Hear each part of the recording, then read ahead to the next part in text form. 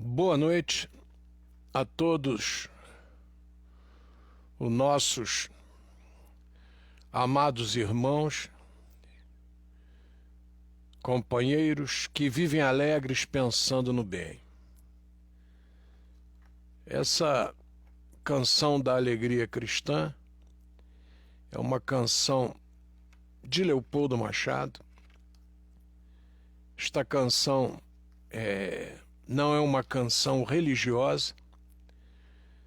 Essa canção, ela passa a finalidade de nós estarmos sempre alegres pensando no bem.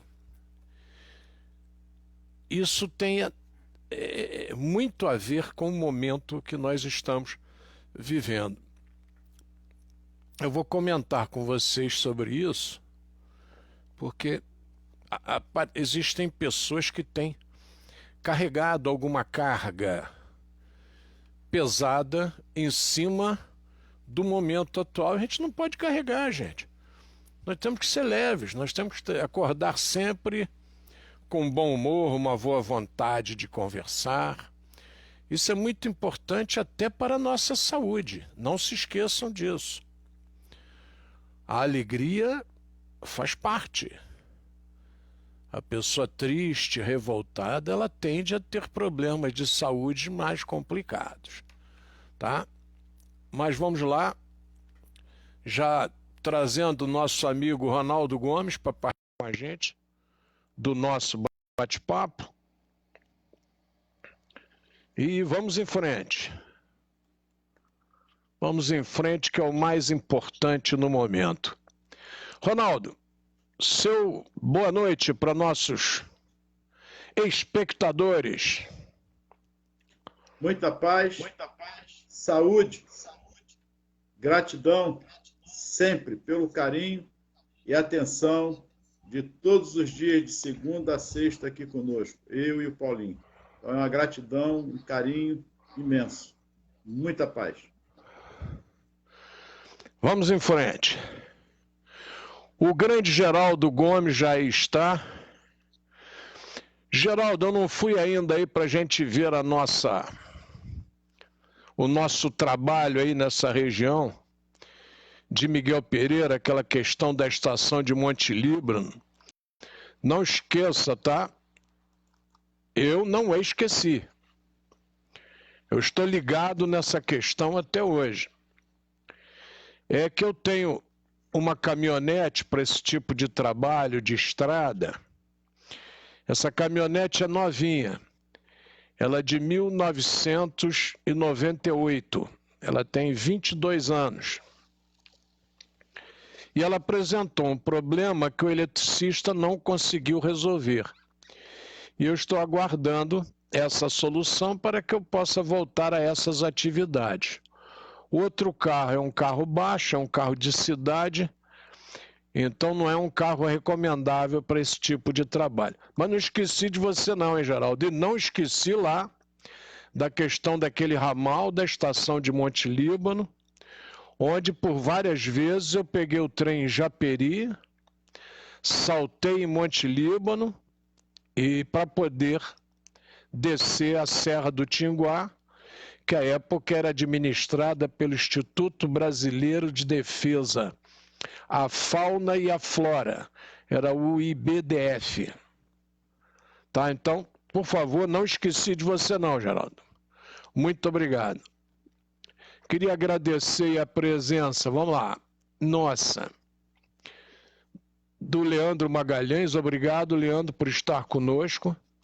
Da Sarinha Freitas, obrigado, Sarinha, sempre fora de série. Do nosso Carlinhos Farias, obrigado, Carlinhos, homem de ação aí da prefeitura, sempre junto aí nos trabalhos. Parabéns, parabéns aí pela vitória do prefeito. Vamos ver o desdobramento desses fatos, depois eu vou comentar aqui também. Geraldo dos Santos, já falei com ele. Mônica Vincidória, obrigado, Mônica, por estar conosco. Luiz Carlos Bittencourt também, ex-aluno, um grande abraço. Hugo de Souza está assistindo. Obrigado, Hugo, por estar aí conosco também. Muito bem. Nossa observação de hoje, em primeiro lugar, é o caso das eleições. Eu queria que vocês observassem. O Ronaldo resolve lá nos seus 18 anos, 16 anos, jogar futebol. Aí o que o Ronaldo faz para jogar futebol? Ele fica em casa vendo televisão ou ele vai para o campinho perto da casa dele jogar bola para aprender como é que chuta, como é que dá drible, quais são as normas da eleição. Esse é o princípio para você aprender a jogar. Nós brasileiros, nós temos períodos em que nós votamos, períodos em que não votamos, período em que a mulher não votou, período em que o analfabeto não votou. E essas barbaridades, elas vão acontecendo. Essa questão do Getúlio, de promulgar uma legislação. A mulher pode votar, beleza. A mulher pode votar, isso é maravilhoso, isso é de um impacto sensacional. Mas se ela for casada, tem que levar a autorização do marido. Chega a ser cômico. Chega a ser cômico. Como dizia um amigo nosso, né? Não é sério. Quer dizer, a mulher pode votar, mas desde que o marido permita. Então, minha esposa, você tem que votar no Ronaldo, hein? Se não votar no Ronaldo, você não vai votar. E quando o voto não era secreto, é mais grave. Eu já contei isso aqui várias vezes, vou contar de novo, para que fique isso aprendizado.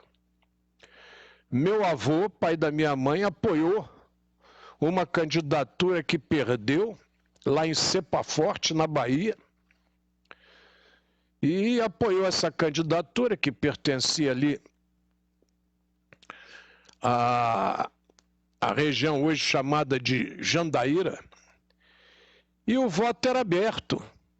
Olha só, aí eu estou lá de mesário, aí o Ronaldo vota, eu digo, coronel, o Ronaldo não votou no senhor, não. Eu vi quando ele abriu, quer dizer, você assinava em quem votava. Olha que paranoia, gente. Quer dizer, o grupo forte, o grupo dos ditos coronéis, que eram os donos de terra, os que contratavam jagunços, que continuam existindo, não foram extintos. Aí, meu avô teve que se mandar para não morrer. E deixou a esposa com filhos pequenos. Minha mãe ainda não era nascida. Essa história eu soube pelo professor Leopoldo, meu tio. Então observem só como a história é interessante. E se nós não a estudarmos, a gente não aprende. Então eu comecei com a figura do Ronaldo querendo jogar futebol. Aí o Brasil vem por um período do voto aberto, depois entra num período ditatorial, são as várias repúblicas brasileiras. Depois da questão das ditaduras, ele retorna ao voto, aí você já vem com o voto secreto, e os militares ali altamente ativos, querendo sempre impedir que um eleito pela sociedade tome posse. Não acreditem em mim, leiam. Vocês vão ver ali o pós-Getúlio. Quem é que assume no pós-Getúlio? General Eurico Gaspar Dutra, que dá nome a presidente Dutra. O general Eurico Gaspar Dutra, aliás, cabe aqui uma observação interessante, governou no pós-guerra Nós não tivemos problemas de abastecimento no pós-guerra, administrou as nossas dificuldades econômicas e o povo não gostou da seriedade do nosso Eurico Gaspar Dutra e preferiu devolver o governo a Getúlio Dornelles Vargas, que retorna ao poder eleito pelo povo. E após a criação da Petrobras, pouco tempo depois entra numa crise muito grave e se suicida. Aí a história, a análise cabe a vocês. Muito bem, nesse quadro, o Brasil caminha historicamente. Então esse povo nosso, trabalhador, aguerrido, esse povo nosso não exercita o direito ao voto. Não exercita, ele não pratica. Você quer que ele jogue bem, mas ele não pode jogar. Cerceado. Ô, Ronaldo, vem cá, Ronaldo, você vai entrar no time agora. Tem uma decisão aí do Botafogo com o Vasco. Você vai entrar aí no time do Vasco. Pô, mas eu nunca joguei futebol, rapaz, como é que eu vou entrar? O brasileiro está mais ou menos nessa sequência. Ele não lhe permitiram o direito à prática. Essa prática tem que ser exercitada direto. Não se pode querer que uma pessoa vote bem ou vote consciente se ela não tem nem o hábito do voto. Eu, por exemplo, nasci em 1949. A primeira vez que eu votei para presidente foi na eleição do Fernando Collor de Mello. Vou repetir, nasci em 49. Ronaldo é a mesma história, não estou perguntando porque ele é o mesmo caso. Nasci em 1949, não tive direito a votar para presidente da República e só fui votar na eleição do Collor. Bom, vocês vão poder votar, porque o Sarney foi eleito pelo colégio eleitoral. Ele foi eleito pelos deputados e senadores, pelo Congresso Nacional. Ele não foi eleito pelo povo. Ele foi eleito pelo acordo político. E aí eu votei na eleição do Fernando Collor de Mello, e o Fernando Collor de Mello foi cassado. Então vocês vejam só, nós temos essa democracia do voto de 90 para cá. É novinha, gente. A velharia que vocês veem aí, como vocês gostam de falar, a velharia, a turma dos mais velhos, na qual eu me incluo, essa velharia só votou na eleição do Collor. Aí o indivíduo vira e diz assim, não, o povo não sabe votar, o povo é ignorante, o povo é... Bom, você não dá escola, você não dá o direito à educação. A educação hoje deveria deixar bem clara, a educação devia deixar bem clara a ética. A ética tinha que ficar clara na educação. Isso aí não tem dúvida. Vocês têm visto aí na internet, é a corredora que cai, a outra para socorrer, é o ciclista que se distrai, o outro corta e ganha, é o outro que para ali, fica esperando o ciclista ou o corredor passar, porque ele viu que o camarada se distraiu, mas o cara liderou a prova toda. São noções básicas de ética que a gente verifica em certas pessoas e em outras não. Outras não. Eu levei vantagem, está tudo certo. Essa ética tem que ser discutida todo dia. Todo dia. Você indica, eu estou usando o exemplo do Ronaldo, que ele está aqui comigo, não vou citar o nome de outra pessoa, vou citar o nome dele. Aí um dia eu pego o Ronaldo, ó, você é professor universitário e tal. Nós estamos precisando aqui no estado do Rio de Janeiro de um secretário de saúde, e você vai ser o secretário de saúde. Aí o Ronaldo vai dizer, pô, não faz isso comigo não, rapaz. É uma área que pô, pega um médico aí de carreira, pega um cara bom aí do estado do Rio para ser secretário de saúde. Gente, isso se chama ética. Eu faço a minha avaliação e vejo que não tenho capacidade para assumir aquela pasta. Paulinho, ó, você vai trabalhar na Embaixada de Portugal. Ah, pô, assessorando eu posso trabalhar. Não, mas você vai trabalhar na Embaixada da Síria. Eu digo, ferrou. Eu não sei nada de sírio. Eu não conheço o idioma, eu não sei como é que é, eu não sei... Ah, mas você estuda, mas não é assim. Não é só você estuda. Não é simples assim. Então, nós temos que ter ética. E a ética implica a moral. Implica a moral. Você não pode ter ética se você for amoral. O aí no sentido de negação. Sim. Ora, se você é amoral, como é que você vai ter ética? Eu tenho um corredor aí, eu não lembro o nome, me perdoem. Eu devia lembrar, porque são nomes que a gente não deve esquecer.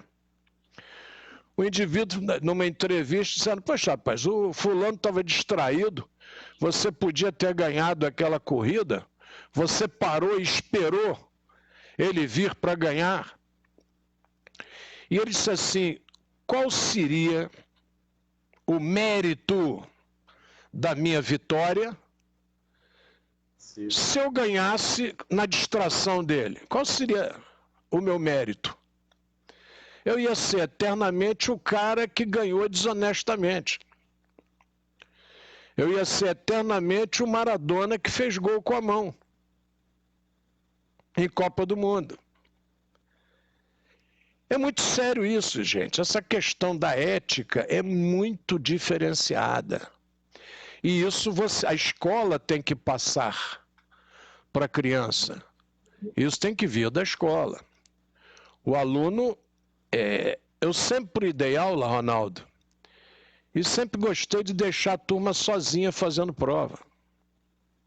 Sempre gostei.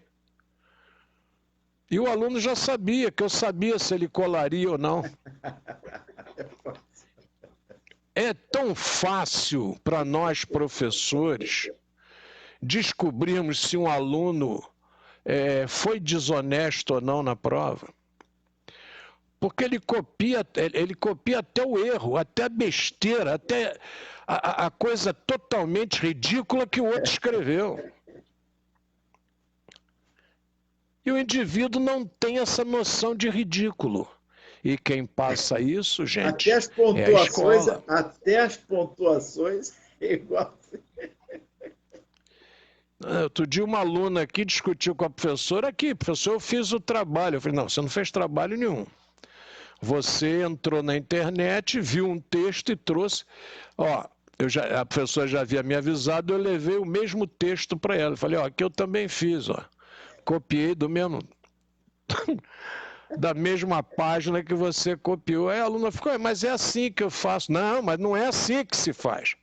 E essa aluna chegou aqui já com a primeira parte do fundamental concluída.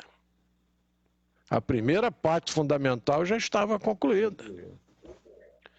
Isso é muito sério, gente. Aí você tem hoje uma votação, olhem só, em que os vereadores de uma casa, vou citar o caso de Nova Iguaçu, os vereadores de uma casa reduzem as cadeiras,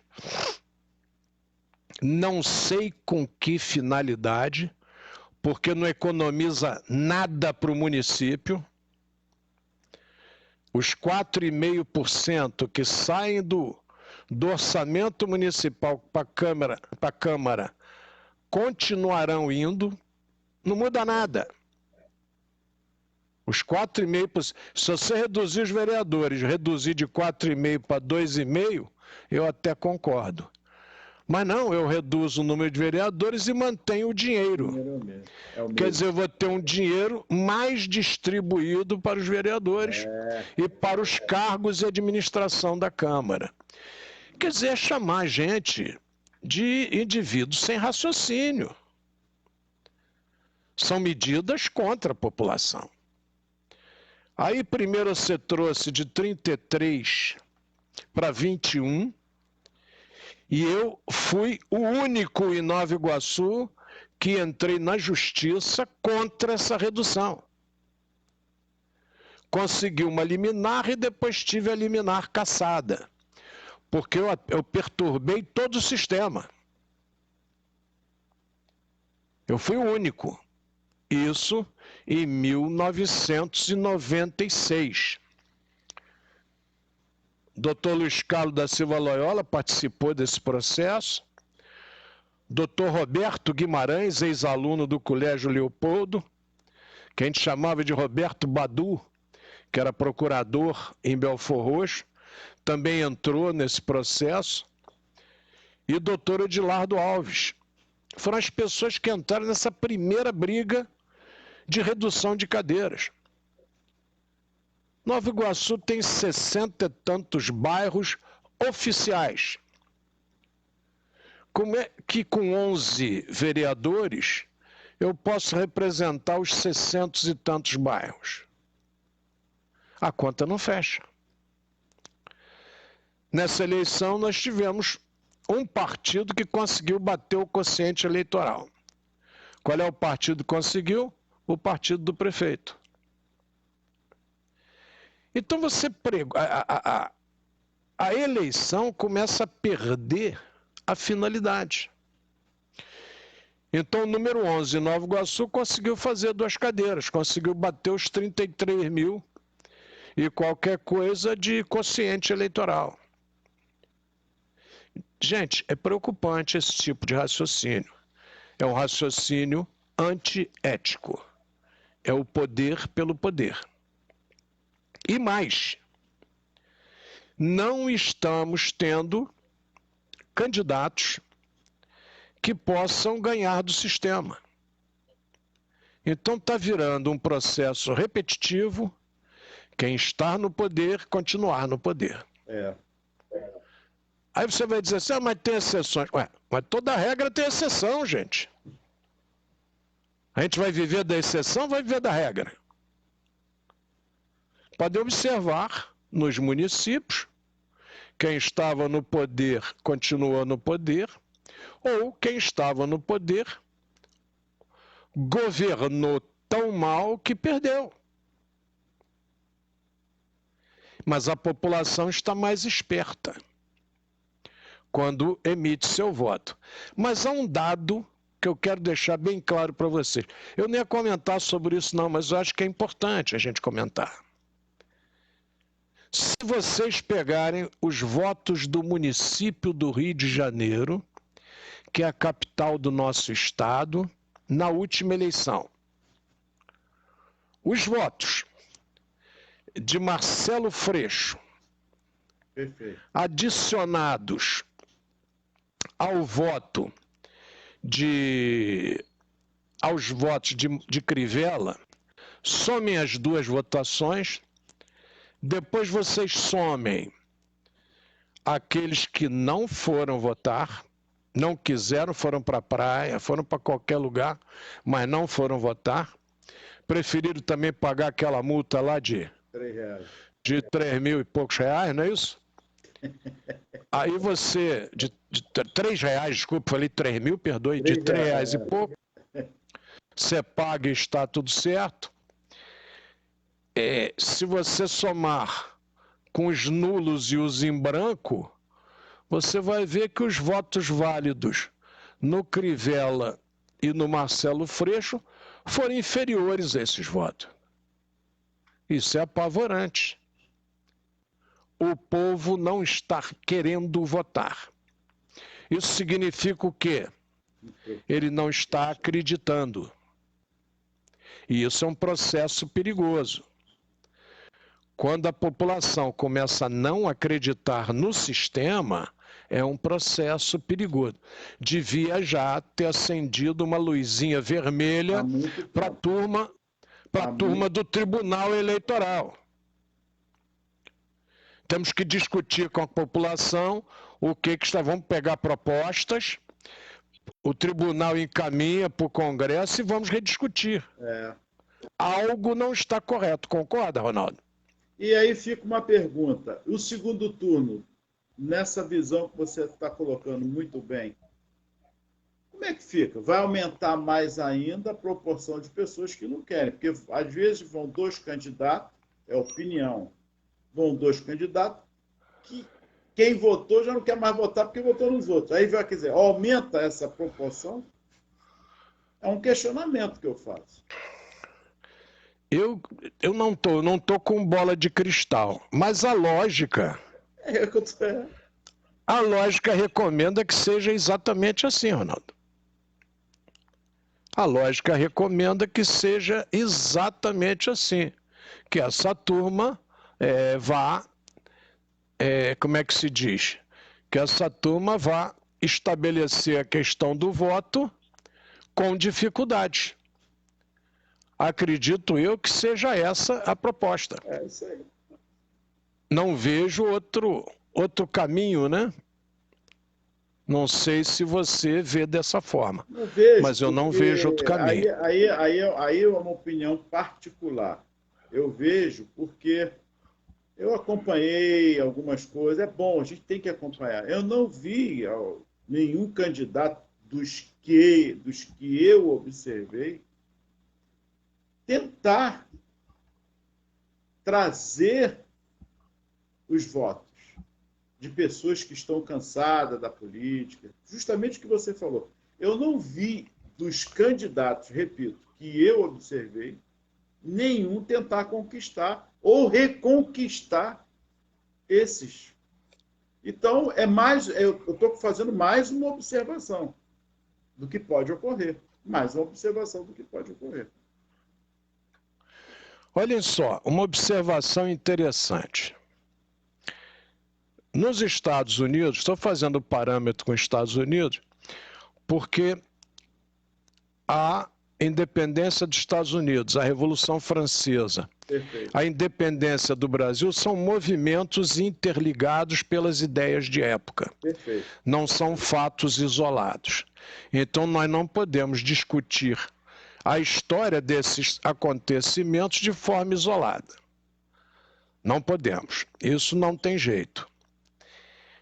Então, lá nos Estados Unidos, o que aconteceu? O presidente que venceu as eleições, ele procurou de toda forma trazer as pessoas que normalmente não votariam, até pela pandemia lá, que é bem mais grave que a nossa. Eles são os campeões do descaso com a pandemia, nós vemos em segundo lugar. Eles são os campeões dos problemas graves. Desculpe, eu usei descaso, vou mudar a palavra. Dos problemas graves. São os campeões, nós somos os vice. Ele incentivou essa turma a votar pelo voto que é o voto do correio. E a turma votou. Quer dizer, a turma quis votar. O jovem lá quis votar. No Brasil, gente, é o período que menos títulos de eleitor foram tirados. Podem pegar a estatística governamental. A turma nova não quis tirar título de eleitor. É opcional. Quem tem 16 anos não quis.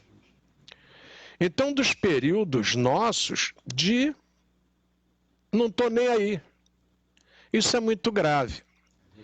E nós batemos em algumas áreas aí alguma coisa perto de 30%. E isso assusta. Você soma aí nulo, branco, quem não votou, você vai quase a 30%. Gente, isso assusta. E aí você, quando pega esses números e bate com quem ganhou, Eu pergunto a vocês, mas ganhou realmente a vontade popular?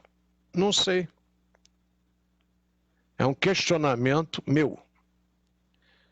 Segundo, né, os candidatos que entraram nessa competição, os partidos não devem ter informado a esses candidatos corretamente quais seriam as regras do jogo, em especial Nova Iguaçu. Perfeito. Será que o partido juntou lá os seus candidatos e disse assim, olha, a gente tem pouca probabilidade de conseguir os 33 mil e tantos votos do quociente eleitoral. Então vocês vão concorrer sabendo que a chance de vencer é mínima. Aí você olha Nova Iguaçu, candidato com 10 mil, com 9 mil e tantos votos. Para vereador em Nova Iguaçu são coisas fora da realidade. Perfeito. Nós não estamos estabelecendo parâmetros de igualdade. Tá, fica essa observação para vocês. Não posso criticar ninguém, porque isso foi votado pela Câmara. Aí um candidato a vereador veio aqui, vários, vieram conversar comigo sobre isso, que era um absurdo, e eu perguntei a ele, você já entrou na justiça contra? Ah, não, mas não vai dar em nada. Eu não sei se vai dar em nada, rapaz. Eu só sei que vai dar em nada se eu questionar. Se eu não questionar, como é que eu posso dizer que não vai dar em nada? É difícil de discutir o assunto dessa forma. E, principalmente, com a população sem dinheiro, sem trabalho, vivendo um momento difícil. Descrente. Agora, depois da campanha política, até o dinheirinho que o indivíduo recebia do candidato para acenar bandeiras nas ruas, etc., acabou. E hoje a cidade aqui de Nova Iguaçu parecia um deserto, Arnaldo. A cidade estava vazia. É isso aí. Então, essa conversa com vocês das eleições, eu gostaria muito que vocês observassem. E outra coisa, qual era o discurso há 2 anos atrás? A esquerda acabou no Brasil. Em primeiro lugar, o que é a esquerda no Brasil? Já perguntei isso.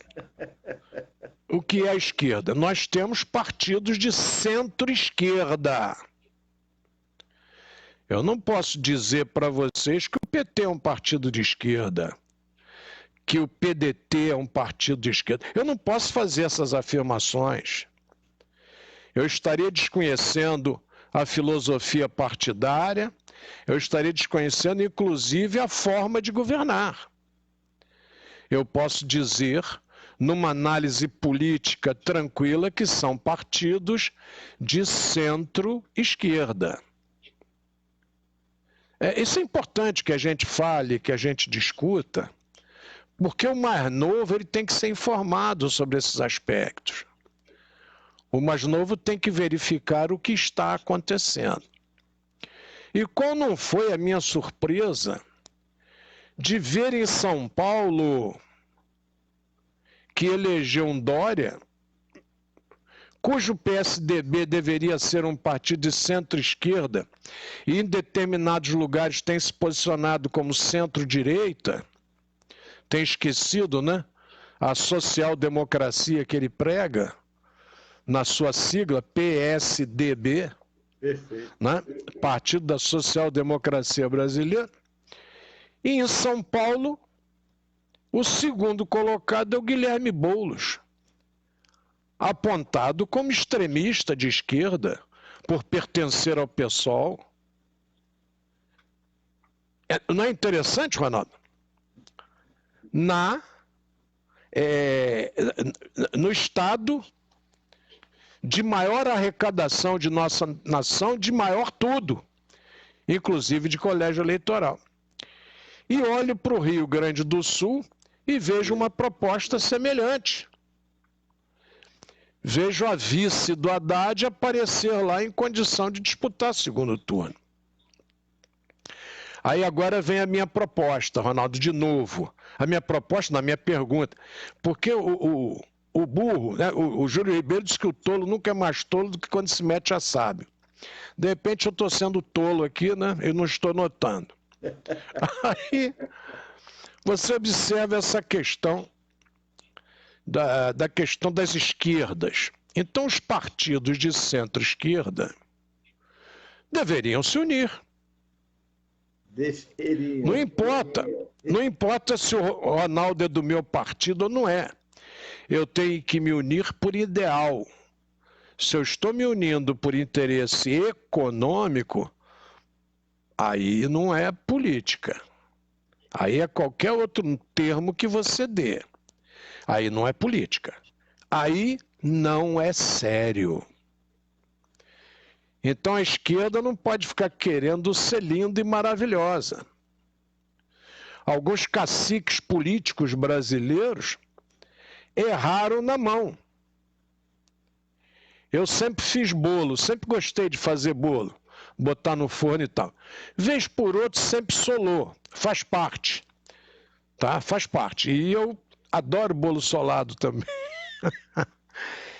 Aí, como eu erro na mão para fazer o bolo, eu não posso ficar criticando o forno, criticando o fogão, criticando o gás. Eu tenho que olhar em que eu errei. Mas o indivíduo não, ele erra na mão e está tudo certo, ele é o dono da verdade, não escuta o partido. Eu estou num partido aí, no PNE, Partido Nacional da Ética, vamos lá, e da Moral, no PNEM, Partido Nacional da Ética e da Moral, vamos lá. Vamos supor que eu esteja nesse partido. Se eu estou num posicionamento de centro-esquerda, o candidato de centro-esquerda eu tenho que apoiá-lo, senão eu não tenho ética. Se eu estou num partido de direita, o candidato de centro-direita ou de direita que tiver, eu tenho que apoiá-lo. Gente, é a lógica. Nós vimos essa lógica faltar em vários estados brasileiros, inclusive pelas uniões dos partidos. Junta um partido de direita com um partido de esquerda, então eles não são de direita e de esquerda. Eles são partidos de oportunidade. É bom que vocês estudem, porque política é polis e íticos. É a questão do povo na cidade. Um povo não pode conviver na cidade sem que alguém recomende a administração. Ele tem que ser administrado. Quando vocês leem os livros atribuídos a Moisés, como o Pentateuco, vocês vão observar que quando Moisés escreve Gênesis, o que ele quer fazer? Ele quer dar honra, ele quer dar moral àquele povo que era escravo. Aquele povo que não tinha qualquer noção de higiene, qualquer noção de código moral. E o Moisés estudou para quê? Ele estudou para ser faraó. Ele teve uma educação privilegiada. Muito. E pela educação privilegiada que Moisés possuiu, é que ele consegue ter condições de escrever as 5 obras, o Pentateuco, ou as obras atribuídas a ele, tá? Porque existe questionamento sobre se ele realmente as escreveu ou se elas não foram escritas em conjunto ou se não foram dele. Existem vários estudos históricos sobre isso. Então, Gênesis é virar para o povo hebreu e dizer assim, ó, você tem uma origem honrosa. Deus criou o homem e a mulher e vocês descendem de lá. É uma origem honrosa para você se orgulhar das suas origens. Tá? Importantíssimo isso. Depois ele edita 3 obras que são de higiene. Nessas 3 obras, ele fala da questão do lavar as mãos antes da alimentação. Se você tem alguma doença, de você permanecer afastado por 40 dias. Isso tudo ele fala, mano, no seu Deuteronômio, Gênero e Levíticos. Deuteronômio, Número e Levíticos. Pecado ele fala. Não é? Está lá com Jesus, mas é justo, mestre, nós comermos sem lavarmos as mãos? Está no Código de Moisés. Pecado. Aí Jesus entra com a argumentação que o pessoal ali não deve ter entendido nada. O que faz mal não é o que entra pela boca, mas sim o que dela sai. Quer dizer, Jesus entra num posicionamento diferenciado. Eles estavam falando de problemas físicos de higiene e Jesus estava falando de problemas espirituais, da alma. Tá? É óbvio que Jesus não ia mandar ninguém comer com a mão suja, com a mão imunda.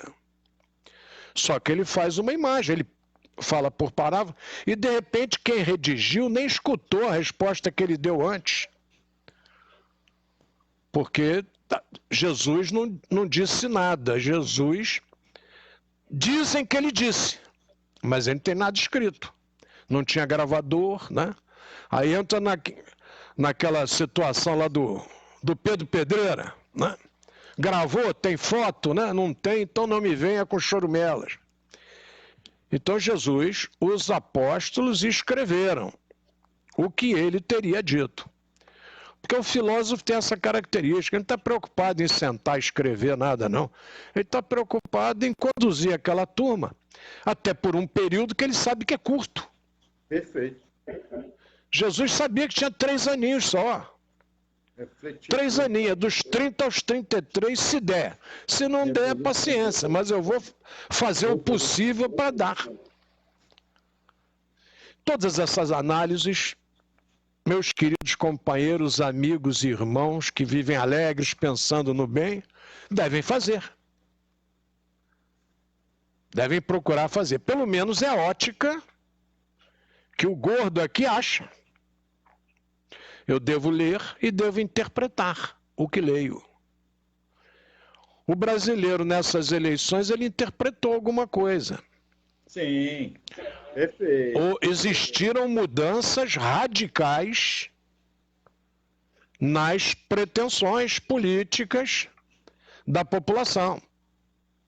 Esse aqui eu não quero, esse aqui eu quero. O povo votou com a sua cabeça. Aí você diz assim, como é que pode o Guilherme Boulos subir em São Paulo? Simples. Erundina, Luiz Erundina, já foi prefeita de São Paulo. Tinha até um quadro no Jô Soares em que ele fazia lá a prefeita dançando chachado, tocava um chachado, ela já... Isso. Porque a origem dela é no Nordeste, ela já foi prefeita de São Paulo. Parou. Deputada várias vezes. Então a Erundina tem uma história de amor com São Paulo. E o Boulos, inteligentemente, trouxe a Erundina para vice dele. Ela tem idade, não deve se sentir com condições de pegar uma prefeitura. Porque aquela prefeitura de São Paulo deve ser uma loucura, gente. Aquilo deve ser uma paranoia. Aquilo é maior que a maioria das capitais, que a maioria de alguns estados brasileiros. Administrar a prefeitura em São Paulo é mais trabalhoso que administrar alguns estados brasileiros. Não tem a receita que ela tem, não tem número de habitantes que ela... É um negócio complicado, aquela situação de São Paulo ali, com aquele ABCD em volta. Aquilo é um mundo. E o prefeito realmente deve queimar as pestanas para administrar aquilo. Então não foi o Guilherme Boulos que levou o eleitorado Dona Luísa Erundina teve uma participação importante. É sinal de que o povo enxergou outra coisa. Quem é que se importava com o vice?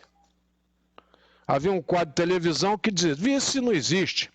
Excetuando Aureliano, né, que era Aureliano Chaves, havia um quadro que dizia que vice não existe. Porque desde o Costa e Silva, que saiu, o Pedro Aleixo tinha que assumir, não assumiu. Então havia essa brincadeira, né? Vice não importa. Eu me veio aqui a figura também do Chico Anísio, como político justo veríssimo. Ele... mas o senhor não pode fazer isso. Ó. Tem o povo. Que povo? O povo é só um detalhe. Quer dizer, será que não continua isso? Esse justo veríssimo me veio agora, não sei por que me veio à mente, vendo aquela sátira dele, é impressionante. Mas aquela sátira é uma sátira generalizada, né? O Chico Anísio ali agride a tudo e a todos. Perfeito. E se você olhar direitinho para o óculos e para os olhos dele, você sabe até a que político ele estava se referindo. Eu não vou dizer porque isso é individual, cada um tem que descobrir por si mesmo. Mas se você olhar o jeitinho dele olhar e tudo do óculos, você sabe até a que político ele se referia naquele momento. Quer dizer, eu não creio que nós tenhamos essa situação. Eu tenho aquele prefeito mineiro lá que vai para a rua, que faz as obras, que constrói. Ele mesmo vai para a rua, não quis se candidatar à reeleição. Se alguém tiver se lembrar aí, pode até postar. Eu não me lembrei, é muita coisa para a gente guardar de cabeça, mas aquele prefeito lá não quis a reeleição. E é um sucesso, ele tem 90 e tal % de aceitação lá em Minas, no município que ele é prefeito. Perfeito. Então não posso generalizar, não pode dizer que é todo mundo. Existem exceções maravilhosas nesse Brasil. Mas nós discutimos aqui o quanto você em casa deve conversar com os seus. Senta lá antes das eleições, conversa, vamos votar em quem? Quem vocês acham? Discute política em casa. Agora, tem que, desde pequeno, fazer com que os jovens discutam política. Paulinho, me permita, você fez uma colocação, minha filha votou pela primeira vez, está fazendo psicologia, 18 anos. Pai, vou votar em branco. Eu falei, olha, seu primeiro voto é um direito, está na lei, voto em branco, nulo, não vamos entrar em detalhe, tudo bem, é um direito. Mas vamos lá, primeira vez você vai votar, tem certeza? Você não analisou nenhum candidato, não, eu estou assim mesmo. Então, já é um caminho. Já é um caminho. Vai lá, então vota nele. Não, mas eu estou pensando naquele, então vota naquele. A definição do voto vai ser sua. É a sua experiência. Você está levantando cedo, você vai lá votar. Você vai perder tempo, vai ganhar tempo. É uma definição sua pessoal. Eu penso que você deve refletir e ver. Bom, ela foi e votou. Mas ela estava propensa a não votar em ninguém, que, vou repetir, é um direito, é nulo, está dentro da lei legalmente. Mas é o que você falou, fiz refletir, vai lá, pensa, com calma, com carinho e tal. Ó, tem esse candidato aqui para vereador, essa candidata, vai lá, analisa. Mas ela foi lá e votou. Menos mal, ou menos bem. O nosso Geraldo nos dá aqui sempre a informação na ponta da língua. Ele já informou aqui, não é de Minas Gerais. Ele está dizendo que o prefeito é de Cariacica, no Espírito Santo. Espírito Santo. Obrigado, Geraldo, por me corrigir. Então, prefeito de Cariacica, no Espírito Santo. A importância aí dos nossos aí, ó. É isso aí. Então, vocês vejam só, os bons exemplos devem ser seguidos. E aquele trecho que eu li aqui outro dia do Bertolt Brecht, também há discussões de que aquele texto não é do Bertolt Brecht, é atribuído a ele. Então nós não temos verdades absolutas, nós temos verdades relativas ao momento em que vivemos. Ah, ninguém merece meu voto, é uma opinião sua, mas você vai ter sempre alguém que vai pensar de forma diferente. Perfeito. Tá? Por favor, não se esqueçam desses detalhes. Eles são fundamentais para o aprendizado do ser humano. Eu hoje queria falar do 15 de novembro, não deu tempo. Eu já estourei aqui o nosso horário. Quero dizer a vocês que as transmissões vão ficar melhores ainda. A NET está dobrando a minha capacidade aqui no Colégio Leopoldo. Então nós vamos ter transmissões mais perfeitas, com pouca dificuldade, porque está oscilando muito.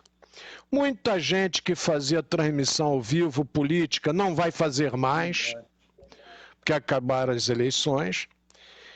Então vai ficar mais fácil seguir o nosso trabalho.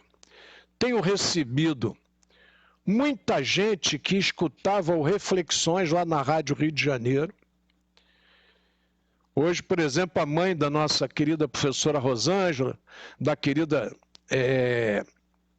diretora tesoureira do Lar de Jesus, a Michele, ela hoje está comentando comigo que adorou quando eu falei sobre a reforma do ensino, etc. Então ela fica deitada e liga lá o computador e fica escutando. Isso aí. Utiliza como rádio. Boa! Não é? Então, você vai vendo que essa hora que a gente passa aqui juntos tem uma finalidade. Se essa finalidade for até levar um conforto a alguém na sua casa, nós já cumprimos a finalidade.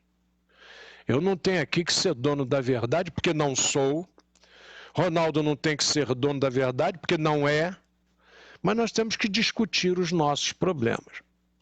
E mais, vocês vejam só o quanto de prefeitos eleitos vão agora para discussão jurídica. Porque participaram do pleito com liminar. Isso. E agora qual o destino que vão dar a esses prefeitos? Então, a nossa democracia, já que nós temos um tribunal eleitoral, esse tribunal eleitoral, gente, tem que ser célere. Ele tem que julgar rápido. Ele não pode esperar acabar o mandato de alguém para poder julgar. Embola o meio de campo todo. Já imaginaram o juiz lá acatando recurso no futebol? O jogo não acaba. O jogo vai se arrastar por anos. Então, por favor, o Brasil precisa dessas evoluções, precisa desse sistema célere, e vamos em frente acreditando no sistema, porque as opções que temos no mundo de hoje não são saudáveis, sob a minha ótica. As opções totalitárias do mundo não são saudáveis para a população. Então vamos fazer o grande favor a nós mesmos e principalmente aos nossos filhos e netos, de lutarmos por um sistema. Tá? Não se esqueçam disso. É importante que a gente lute por um sistema que seja bom para os que vão herdar o terreno que aí está, os que vão herdar o planeta. A frase é antiga, porque eles herdarão a terra. Está lá no Sermão do Monte, lá do nosso Mestre Jesus. Então a herança do espaço deve ser deixada com bastante ensinamento por nós. A escola particular não deve pensar em dinheiro. A escola religiosa não deve pensar só em provocar o ódio entre as religiões, em dizer que a outra religião mente, que a outra religião está errada. Isso não é educação. Isso é deseducação. A escola pública, né, vocês vejam só, a justiça, vejam como é que são as deturpações. A justiça, quando convoca o Ronaldo aí para trabalhar, De acordo com o cargo que ele ocupa, a Justiça determina 3 dias de licença para ele, de falta, 1 semana. Bom, pressupõe-se que a Justiça deu essa liberação porque o indivíduo vai trabalhar muito. Ele vai assistir reuniões como mesário, né, ou como auxiliar, e isso vai tomar o dia dele. Então, pressupõe-se que ele tenha direito à falta.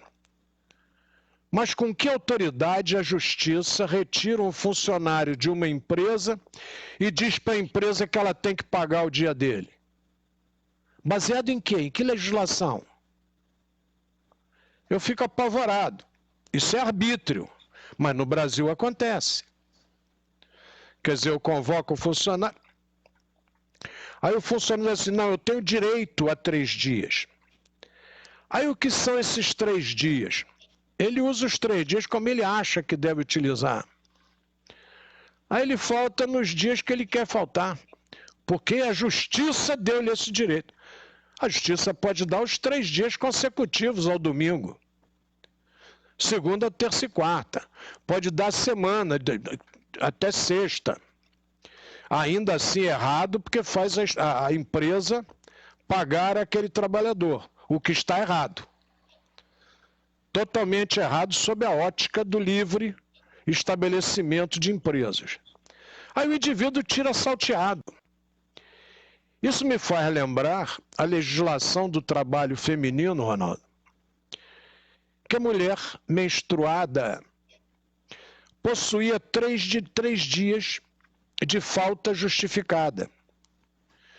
Então, aquele dia de menstruação da mulher, a mulher não praticava esporte, tinha dificuldade. Então, algumas tinham uma menstruação muito dolorosa. Você não tinha as medicações que tem hoje, não tinha atividade esportiva que tem hoje.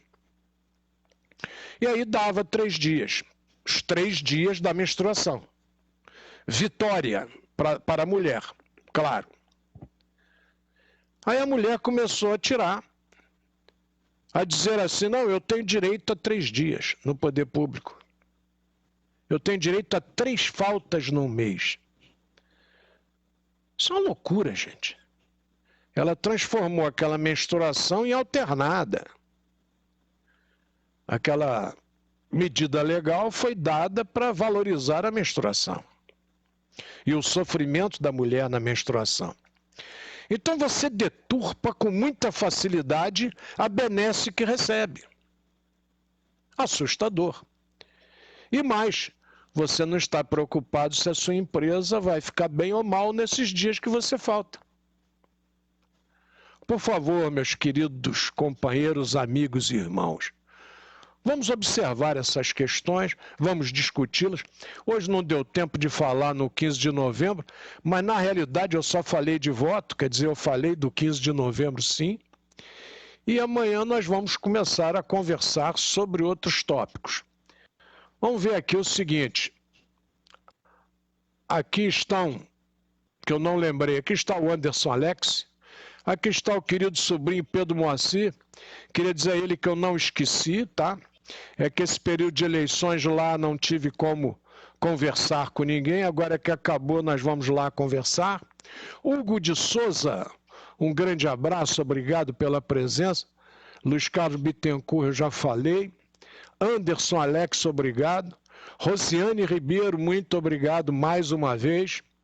Ana Seixas, obrigado. Vera Brito, obrigado por estar conosco. Hilton Tavares, grande abraço, Hilton. Jesus, um tríplice fraternal para você. Mago Iari de Araújo, um grande abraço. Tá? Muita tranquilidade para todos. Vera Mello, obrigado, Vera, por estar aí conosco. Nossa, Vilma Lourenço, Vilma Afonso Ferreira, obrigado. Renan, obrigado, Renan, por estar conosco. E Sarinha Freitas, noite de paz para todos. Renan Traquinas, muito bom aprender sempre. Eva Marques, eu não sabia deste problema da lei da mulher, olha só. Mas aí você não acredita em mim não, Eva. Você vai lá e confere o porquê dos 3 dias da mulher de licença. Se a mulher quer igualdade, a questão de você criar a desigualdade não favorece. E principalmente se você falta, eu tenho direito a faltar. Quer dizer, baseado em que a pessoa tem direito a faltar ao trabalho? Então são discussões que a gente deve procurar pesquisar. Tá, ok? Olha lá, eu e minha filha sempre trabalhamos. Mas, Eva, essa questão é do funcionalismo público, tá? De alguns estados e de algumas prefeituras. Não é geral para qualquer empresa, não. Na empresa particular, essa legislação não existe. Tá, Eva? Eu talvez não tenha me feito entender. Alguns estados, alguns municípios possuem essa legislação específica. Tá? Não é geral, não é para todo mundo. Não é em todas as empresas, principalmente nas particulares. Então, concluindo que nós já estouramos o horário, não se esqueça, a educação, se ela é religiosa, ela tem que cuidar principalmente do amar a Deus sobre todas as coisas e ao próximo como a ti mesmo. É isso que, penso eu, a escola religiosa deve se preocupar principalmente. A escola particular tem que se preocupar com a ética e com o ensino. E a escola pública, principalmente, tem que se preocupar em dar aulas e informar alunos com noções de ética e moral. Não é simplesmente ir lá e bater papo e não cumprir o que determina a legislação sobre o aplicar as aulas. Tá? Muito cuidado nesses aspectos para que a gente possa construir uma nação que não é construir uma nação ótima, não. É uma construção de igreja, literalmente. É uma obra de igreja, como o povo costuma dizer. Aquilo ali é obra de igreja, aquilo anda um pouquinho. É assim que é a construção da sociedade. Literalmente, na expressão de obra de igreja. Cada vez a gente consegue uma vitória e bota um tijolinho, tá? Grande Ronaldo, suas conclusões finais, Excelência. Muita paz, saúde, gratidão a todos pelo carinho, pela atenção e pela paciência conosco. Que Jesus os abençoe. Isso aí. Eva, respondendo a você mais uma vez, não são todas as instituições públicas que possuem essa legislação. Algumas já até retiraram essa legislação. Tá, Eva, eu citei um exemplo histórico. Alguns municípios podem nunca ter tido, tá, essa legislação. É bom que você verifique, por favor, e me corrija, tá? Eu estou aqui exatamente para isso, para aprender com vocês que nos dão a honra de assistir o nosso bate-papo. Tá, Eva? Um grande abraço. Meus caríssimos irmãos, companheiros, observem sempre o que a gente fala e verifiquem o aprendizado constante que nós precisamos fazer. Todo dia a gente tem que aprender alguma coisa. O dia não pode passar em branco. E acreditamos que essas eleições de ontem não passaram em branco. Foi um aprendizado para todos nós, mais uma vez. Que Jesus os abençoe, ilumine e guarde por tudo que nós fizemos aqui de bom, de útil, de glorioso nessa noite, e que aqui possamos estar amanhã, novamente, com a permissão de Papai do Céu. Tá? Fiquem com Ele.